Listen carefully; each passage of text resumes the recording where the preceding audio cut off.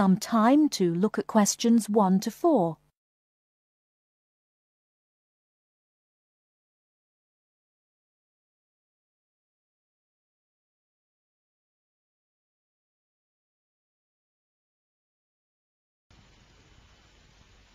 Right, everyone, my name is Kathy Smith. I'd like to give you a brief introduction about the library system. Every good student should learn how to use the library. If you have to do a research project, the library is the place to go to for information. Libraries contain books and periodicals, magazines and newspapers on many different subjects. To find the information you need, you must know how to use the library. All libraries are organised in much the same way. Every library houses a collection of books. Many libraries also have periodicals, films and records. All the books in a library can be classified under two main categories, fiction and non-fiction. Books of fiction contain stories that were made up by the author. Books of non-fiction contain factual material. When doing research, you use non-fiction books because you are looking for factual information. All the fictional books in a library are grouped in one section. They are arranged alphabetically by the last name of the author. Many libraries also label the spines of all books of fiction with the letters FIC or F. All libraries have a system for organising and classifying non-fiction books. The most widely used system is the Dewey Decimal System. It was designed by an American librarian named Melvin Dewey. It is called a decimal system because it divides all non-fiction books into 10 major categories. These are further divided into subdivisions. Before you hear the rest of the conversation, you have some time to look at questions 5 to 10.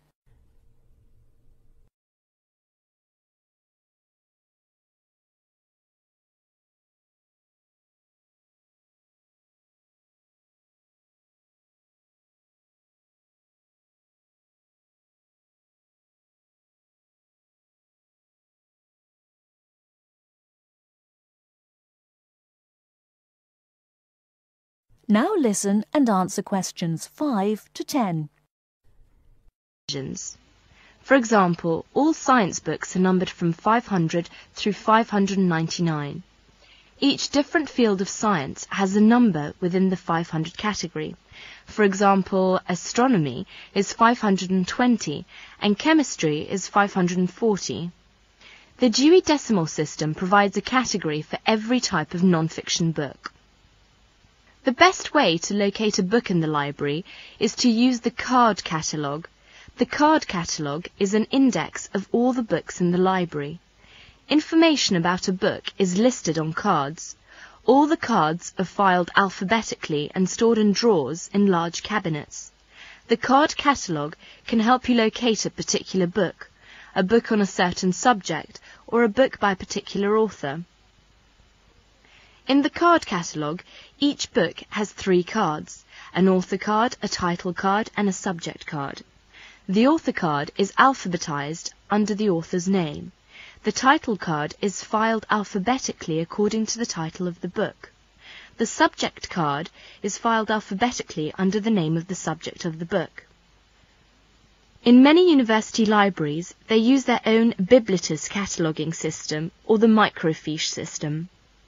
Both of them list publications under author and title, and both are very easy to use. Now let us see the reference books. We all know that reference books make up an important part of a library's non-fiction books collection. They contain facts and information about any subject you can think of. Reference books are not meant to be read from cover to cover. You should use them when you want important facts and information about a particular subject. Let's see some major types of reference books. First, dictionaries. Dictionaries are books that list and give the meanings of the words in a language. They also give the pronunciation of words in a dictionary which are listed alphabetically. Second is encyclopedias. Encyclopedias are reference books that provide factual information about people, events, places and subjects of lasting interest. Each article is written by a specialist on the topic being discussed. An encyclopedia usually consists of a number of books arranged in a set. The volumes are arranged in alphabetical order according to the topic of each article. Letters are stamped on the spine of each volume to indicate the alphabetical rang of the topics in each volume. For instance, if you wanted to find information about the moon, you would look in volume 8 of the encyclopedia pictured here. Next is atlases. An atlas is a book of maps. It may contain many different kinds of maps. The maps in an atlas are often arranged alphabetically by country or continent. Almanacs are also a type of reference books. An almanac is a book that contains recent statistics and summaries of information on a wide variety of topics. It is published annually. Information is listed alphabetically by subject. Indexes are alphabetical lists of names, titles and subjects that tell where information about each can be found in other publications. For example, the Reader's Guide to Periodical Literature can help you find magazine articles that have been published about a particular subject. It will give you the names of publications that have carried articles about the subject, the dates and volume numbers of the particular issue in which the articles appeared. You should be aware that reference books may not be taken out of the library under any circumstances. They are used only in the library. That is the end of part 1. You now have half a minute to check your answers.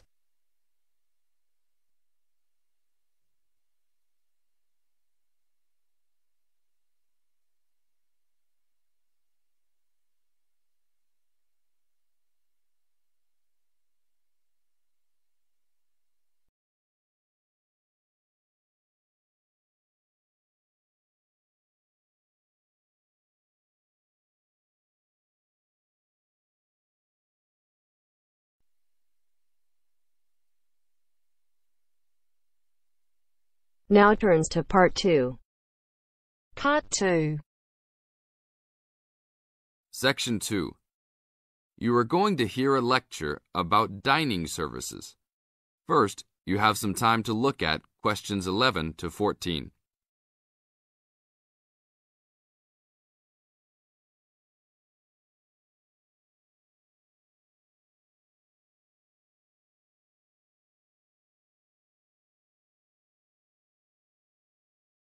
Now listen to the tape and answer questions 11 to 14.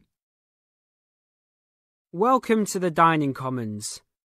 This is the newest facility on campus, and I am proud to say, also one of the best. I know that all university students miss eating home-cooked food.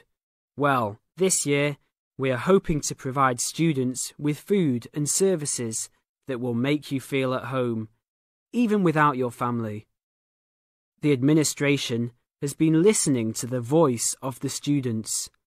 Students gave us frequent suggestions last year as to how we could improve the university. One of the most frequent suggestions was improving the dining options. We have been working hard all summer to come up with ideas that will make student life in the dormitories more pleasant. One of the new options we are offering in the dining facilities is variety in student meals. Last year, there was a set menu for every dinner, so if students didn't like the food, there was no choice. Students had to eat whatever was served. But this new dining facility has 3 completely unique areas, each with a different theme. At every meal, there will be 3 options for students to choose from. For example, there might be Italian food at station number 1, which might consist of pizza and pasta. At station number 2, there would be American food, consisting of hamburgers and hot dogs. At station number 3, there could be vegetarian soups and salads, accommodating all the vegetarians. We hope that with the greater selection of food, All students will find something to their liking. Now look at questions 15 to 20.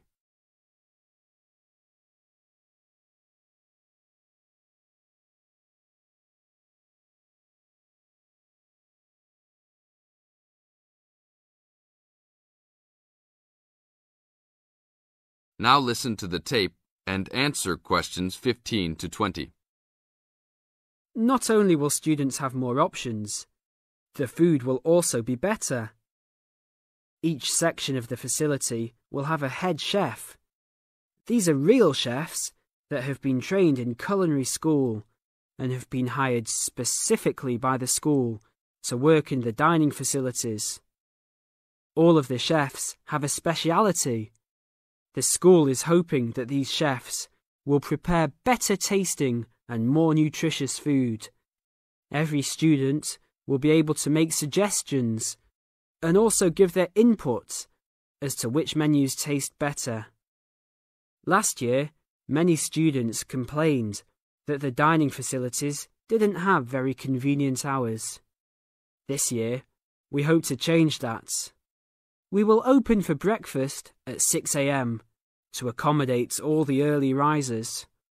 In the evenings, we will open until midnight for all the students that like to go for a late-night snack. The afternoons will still remain closed, but we will have a student store open that will provide all students with drinks and fruit. The student store will be open every day from 2 p.m. to 5 p.m. Every student that has paid full tuition and dormitory fees has already paid for their dining facility fees. Students can eat at any time and in any amount for free. If you are a student that does not live in a dormitory, you can still purchase a dining facility card. This card will entitle you to the full services of the dining facility. This card is available only for students and is not open to the general public. If you are not a student and wish to dine here, you must purchase meals at the door. There are a few rules to follow. Even though we do not limit the amount of food that can be taken, we do not want students to waste food. Please do not take more than you can eat. Also, every student must clean his or her own trays and plates. We will provide plates and trays for student use, but please do not abuse these items. Please do not leave your plates on the tables. Your parents are not here to clean up after you anymore, so I hope all students will be responsible. Thank you for your attention and enjoy the upcoming year. That is the end of part 2.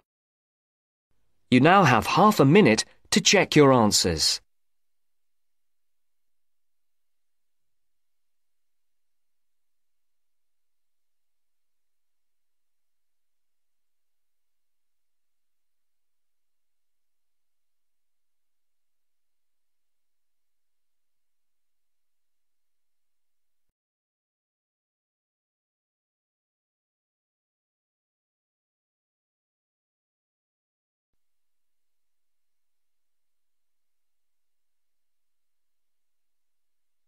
Now turns to part 3. Part 3. You will hear a conversation between Caesar and a welfare officer. As you listen, answer questions 11 to 20. First, you have some time to look at questions 21 to 26.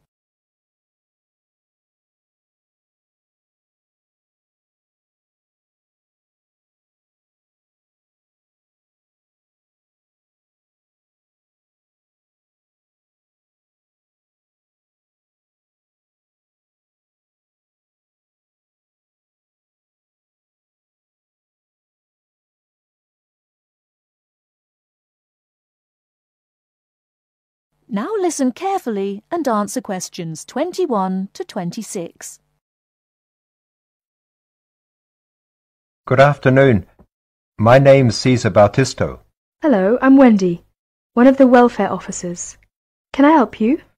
Yes, I have to move out of my accommodation in 2 weeks, and I can't find anywhere else to live. Okay, I'll need to know some details about your current situation. I'm an overseas student from the Philippines. The college gave me a temporary room for 1 month. I can't find anywhere else, and I have no money. Have you told the college about your position, or asked them to let you stay longer in your accommodation? No, not yet. I didn't think that would be possible. Well, we can contact the accommodation service on your behalf to see if they'll let you stay a little longer, until you can find an alternative. Thank you. But I'm not sure that I can find another place, as they all ask for money before moving in, and I don't have any.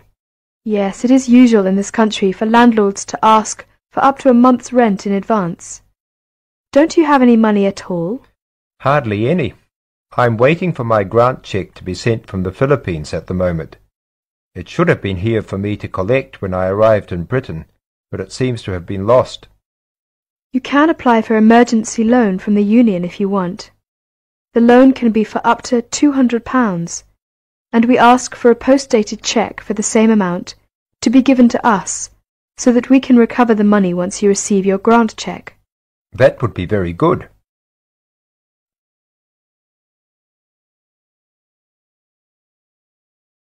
Before you hear the rest of the talk, you have some time to look at questions 27 to 30.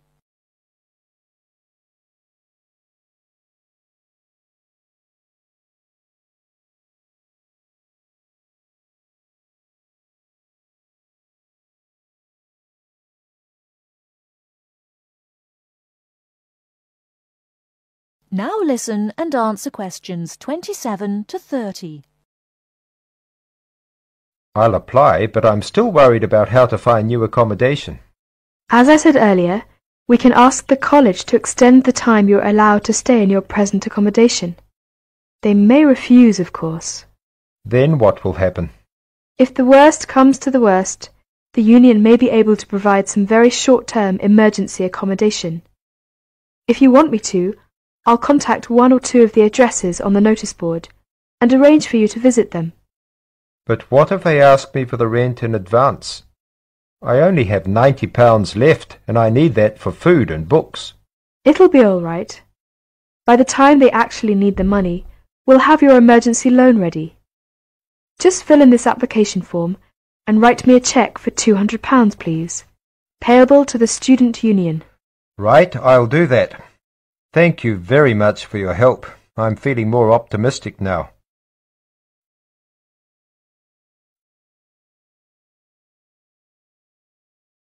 That is the end of part 3. You now have half a minute to check your answers.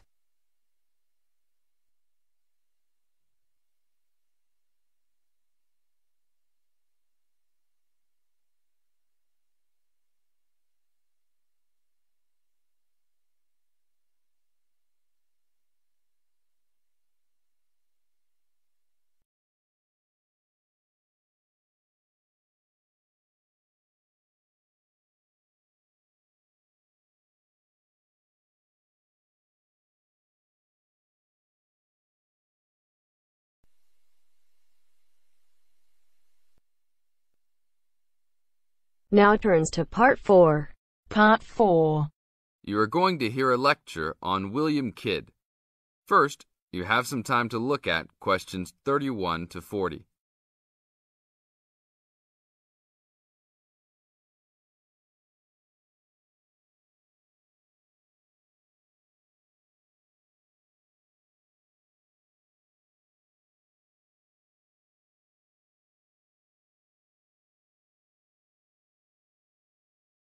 Now listen to the tape and answer the questions. A Pirate's Story, William Kidd. William Kidd, who was better known by the name Captain Kidd, was a 17th century British privateer and semi-legendary pirate who became celebrated in English literature as one of the most colourful outlaws of all time. Fortune seekers have hunted his buried treasure in vain through succeeding centuries. Kidd's early career is obscure. It is believed he went to sea as a youth. After 1689, he was sailing as a legitimate privateer for Great Britain against the French in the West Indies and off the coast of North America. In 1690, he was an established sea captain and shipowner in New York City, where he owned property. At various times he was dispatched by both New York and Massachusetts to rid the coast of enemy privateers. In London in 1695, he received a royal commission to apprehend pirates who molested the ships of the East India Company in the Red Sea and in the Indian Ocean. Kidd sailed from Deptford on his ship, the Adventure Galley, on February 27, 1696, called at Plymouth, and arrived at New York City on July 4 to take on more men. Avoiding the normal pirate haunts, he arrived by February 1697 at the Comoro Islands off East Africa. It was apparently some time after his arrival there that Kidd, still without having taken a prize ship, decided to turn to piracy. In August 1697, he made an unsuccessful attack on ships sailing with Mocha coffee from Yemen, but later took several small ships. His refusal 2 months later to attack a Dutch ship nearly brought his crew to mutiny, and in an angry exchange, Kidd mortally wounded his gunner, William Moore. Kidd took his most valuable prize, the Armenian ship Quedda Merchant, in January 1698, and scuttled his own unseaworthy Adventure Galley. When he reached Anguilla in the West Indies, April 1699, he learnt that he had been denounced as a pirate. He left the Quedda Merchant at the island of Hispaniola, where the ship was possibly scuttled. In any case, it disappeared with its questionable booty, and sailed in a newly purchased ship, the Antonio, to New York City, where he tried to persuade the Earl of Bellamont, then colonial governor of New York, of his innocence. Bellamont, however, sent him to England for trial, and he was found guilty, May 8th and 9th, 1701, of the murder of Moore and on 5 indictments of piracy. Important evidence concerning 2 of the piracy cases was suppressed at the trial, and some observers later questioned whether the evidence was sufficient for a guilty verdict. Kidd was hanged, and some of his treasure was recovered from Gardiner's Island off Long Island. Proceeds from his effects and goods taken from the Antonio were donated to charity. In years that followed, the name of Captain Kidd has become inseparable from the romanticized concept of the swashbuckling pirate of Western fiction. Among other stories concerning caches of treasure he supposedly buried is Edgar Allan Poe's The Gold Bug. That is the end of part 4. You now have half a minute to check your answers.